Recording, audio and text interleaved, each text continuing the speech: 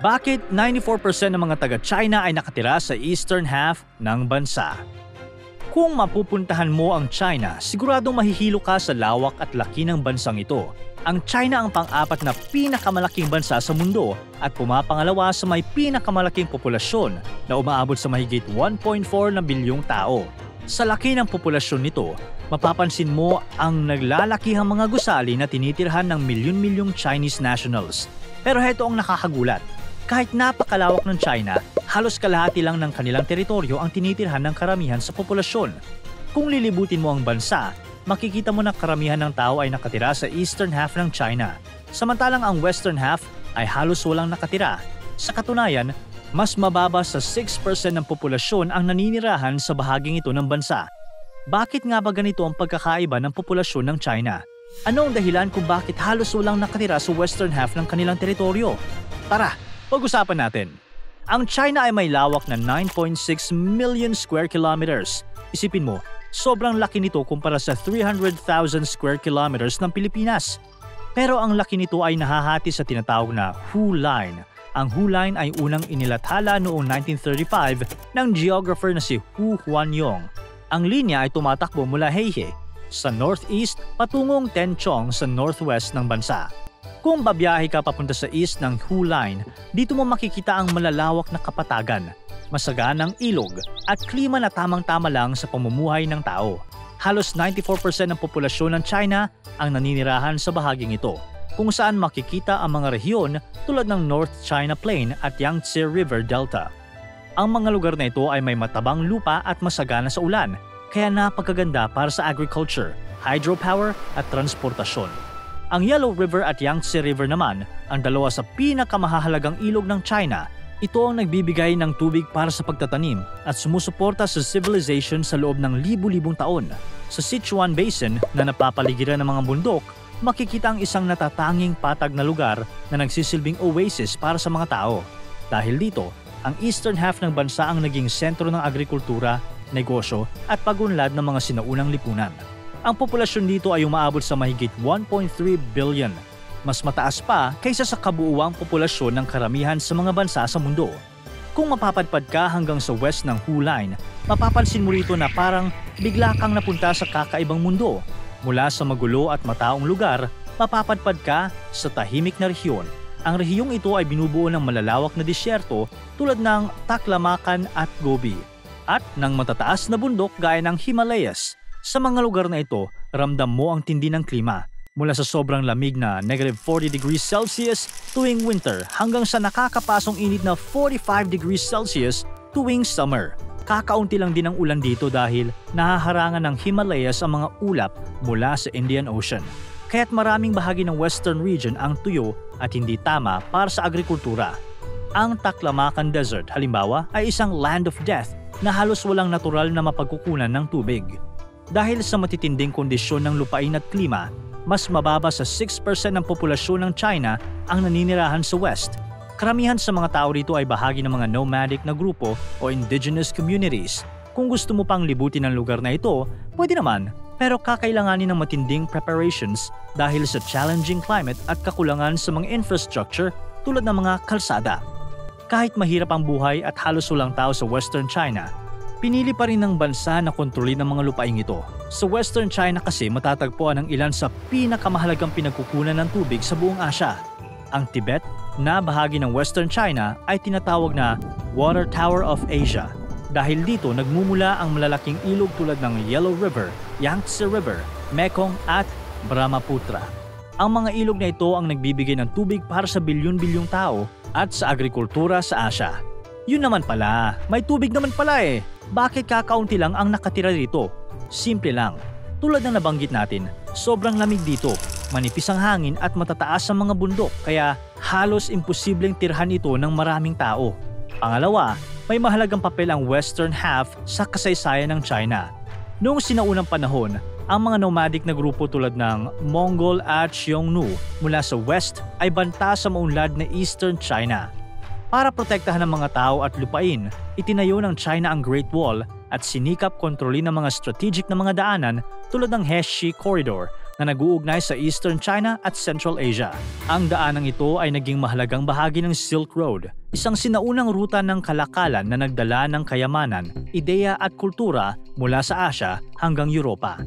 Pangatlo, ang mga disyerto at bundok ng Western China ay nagtataglay ng napakahalagang likas na yaman. Dito makikita ang langis, natural gas at mga mineral na ginagamit ngayon sa modern economy ng China. Bagamat liblib at tila mapanganib, ang Western half ay isang mahalagang bahagi ng strategy ng bansa para sa enerhiya at ekonomiya. Sa madaling salita, kahit mahirap tirhan ng Western China, napupuno naman ito ng yaman mula sa tubig, kasaysayan at likas na yaman. Kaya hindi nakapagtataka na pinili ng China na sakupin at kontrolin ang mga lupaing ito.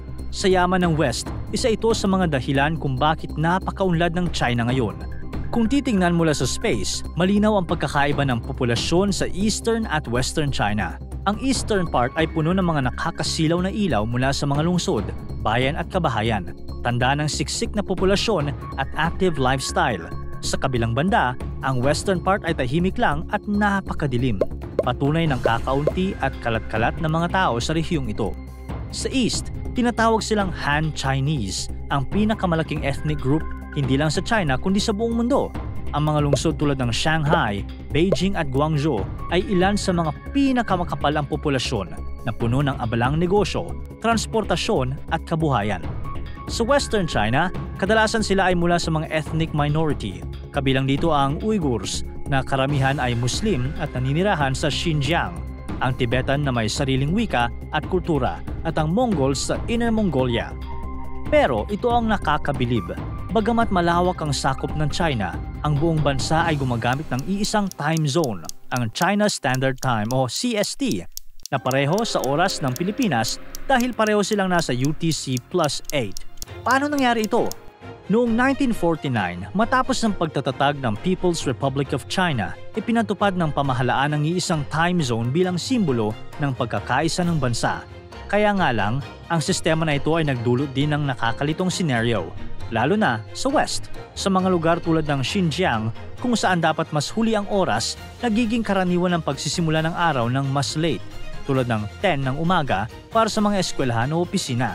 Ang pagkakaibang ito sa populasyon at lifestyle ay isa sa mga pinakanakakawiling aspeto ng China. Ipinapakita nito kung paano umaayon ang mga tao sa kanilang kapaligiran at kung paano pinamamahalaan ang napakalawak at iba't ibang rehiyon ng bansa. Pero ang tanong, maide-develop kaya ang Western China? Kung si Elon Musk nga ay nagpaplanong sakupin ng Mars, ang China pa kaya sa pag-develop ng western part ng kanilang sariling bansa? Kaya ang sagot, oo. Maaaring i-develop ang Western China pero hindi ito madali. Una, may mga hakbang na ginagawa ang gobyerno ng China upang mapaunlad ang West. Isa sa mga paunahing proyekto ay ang Western Development Strategy o Go West Policy na nai-launch noong 2000. Layunin nito na mapabuti ang infrastructure, ekonomiya at kabuhayan sa mga western region tulad ng Xinjiang, Tibet at Inner Mongolia. Kasama dito ang pagtatayo ng mga highways, railways, hydropower stations at pagpapalakas ng edukasyon at kalusugan. Pangalawa, mayaman ang western half sa likas na yaman. Ang pagpapalawak ng pagmimina at enerhiya sa mga rehiyong ito ay sobrang makakatulong pa sa kanilang ekonomiya. Bukod dito, ang mga ilog tulad ng Mekong at Brahmaputra na nagmumula sa Tibet ay maaaring gamitin sa hydropower at irigasyon. Pangatlo, strategic ang lokasyon ng West para sa Belt and Road Initiative o BRI ng China. Ang mga ruta ng kalakalan sa lupa patungo sa Europe, Central Asia at South Asia ay dumadaan sa western half ng bansa. Ang pagpapabuti ng infrastruktura sa lugar na ito ay makikinabang hindi lang sa ekonomiya ng rehiyon kundi pati na rin sa buong China. Kaso nga lang sa kabila nito, may mga challenges pa rin na kailangang harapin. Katulad ng matinding klima at geography, ang mga bundok, disyerto at matinding taglamig ay natural na hadlang sa agrikultura, transportasyon at paninirahan. Ang pagkakaiba rin sa wika, relihiyon at tradisyon ng mga ethnic minority tulad ng Uyghurs at Tibetans ay nagdudulot ng mga political issues. At bagamat may mga ilog, ang karamihan ng lugar ay disyerto at tigang, na isang malaking hamon sa pagsuporta sa malaking populasyon o agrikultura sa lugar. Kaya maaaring ginagawa na ng China ang mga hakbang para i-develop ang western part ng bansa. Pero nakadepende pa rin ito sa balanse ng modernisasyon, paggalang sa mga local cultures at responsableng paggamit ng mga natural resources. Hindi natin masasabi, pero baka sa mga susunod na panahon, magbabago na ang mukha ng Western China. Kung titingnan mong mabuti mula sa pagkakahati ng West at East China hanggang sa malaking agwat ng populasyon, makikita mo ang kahangahangang istruktura ng mundo. Ang napakalaking bansa ng China ay may natatanging twist sa larangan ng geography at kultura. Kaya kung maglalakbay ka sa China, huwag kang magulat dahil sa lawak nito, sa bawat hakbang mo, maaaring makatagpo ka ng mga kwento na mas mahaba pa sa Great Wall. Para tuloy-tuloy ang saya at kwentuhan, huwag kalimutan mag-subscribe sa Boobly YouTube channel at pindutin ang notification bell.